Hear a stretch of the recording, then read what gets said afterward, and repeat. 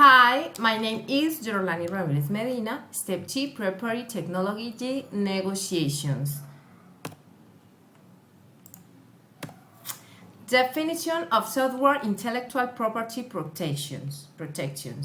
Software intellectual property, also known as software IP, is computer code or software that is protected by law against copyright, that of or other use that is not permitted by the owner. Software IP belongs to the company that created or purchased the rights to the coded or software. Any unauthorized usage of the by another person is illegal.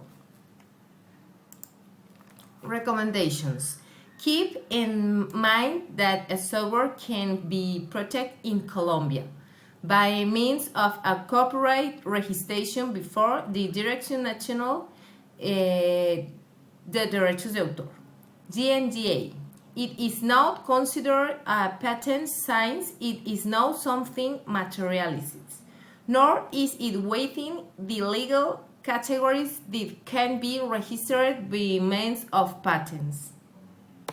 And thank you.